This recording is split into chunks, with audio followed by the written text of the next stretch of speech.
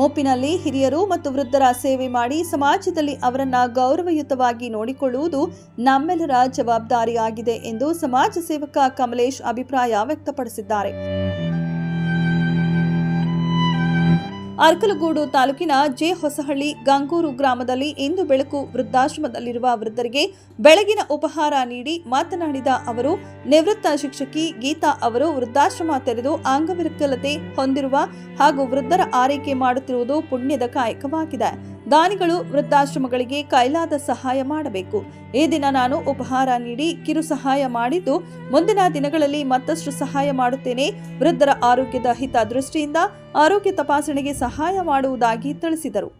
ಇವತ್ತು ಗಂಗೂರು ಇರುವ ವೃದ್ಧಾಶ್ರಮ ವೃದ್ಧಾಶ್ರಮ, ಯಾಕಂದರೆ ಇದು ನಮ್ಮ ರಾಮಪ್ರಭುಡಿಯಿಂದ ಮೊದಲನೇ ವೃದ್ಧಾಶ್ರಮ ಆಗಿದೆ. ಇದು ತುಂಬ ಇಲ್ಲಿ ಪರಿಸ್ಥಿತಿ ಕೂಡ ತುಂಬ ಚೆನ್ನಾಗಿ ಅಚ್ಚುಕಟ್ಟಾಗಿ ಪ್ರತಿಯೊಂದು ಕೂಡ ಇವರು ಗೀತಾ ಅನ್ನೋರೊಬ್ಬರು ಇಲ್ಲಿ ಅವರು ಎಲ್ಲನೂ ಪ್ರತಿಯೊಂದು ಕೂಡ ಮಾಡಿಕೊಂಡು ಸುಮಾರು ಇಲ್ಲಿ ಎಷ್ಟು ಜನ ಇದ್ದಾರೆ, ಯಾಕಂದರೆ ಇಲ್ಲಿ ಪ್ರತಿಯೊಬ್ಬರು ಕೂಡ ಅಂಗವಿಕಲರಾಗಿದ್ದಾರೆ. ಹೆಲ್ತ್ ತುಂಬ ಎಲ್ಲರಿಗೂ ಹೆಲ್ತ್ ತುಂಬ ಇದೆ. ಅವರು ಕೂಡ ಅವರು ಅಚ್ಚುಕಟ್ಟಾಗಿ ನೋಡಿಕೊಂಡು ಕೇರ್ ಮಾಡಿ ಚೆನ್ನಾಗಿ ಮಾಡ್ತಾ ಇದ್ದಾರೆ. ನನ್ನ ಕಡೆ ನಾನು ಕೇಳ್ಕೊಳ್ಳೋದಿಷ್ಟೇ, ಪ್ರತಿಯೊಬ್ಬರು ಕೂಡ ದಾನಿಗಳು ಯಾರಿದ್ದೀರಾ ಸಣ್ಣ ಪ್ರಮಾಣದಲ್ಲಿ ಹೆಲ್ಪ್ ಮಾಡಿ ದೊಡ್ಡ ಪ್ರಮಾಣ ಹೆಲ್ಪ್ ಮಾಡಲಿ. ಪ್ರತಿಯೊಬ್ಬರು ಕೂಡ ಇಲ್ಲಿ ಬಂದು ಭೇಟಿ ನೀಡಿಬಿಟ್ಟು ಇಲ್ಲಿ ಏನೇ ಒಂದು ನಿಮ್ಮ ಕೈಲಾದಂಥ ಒಂದು ಸಹಾಯವನ್ನು ಮಾಡಿ ಅಂತ.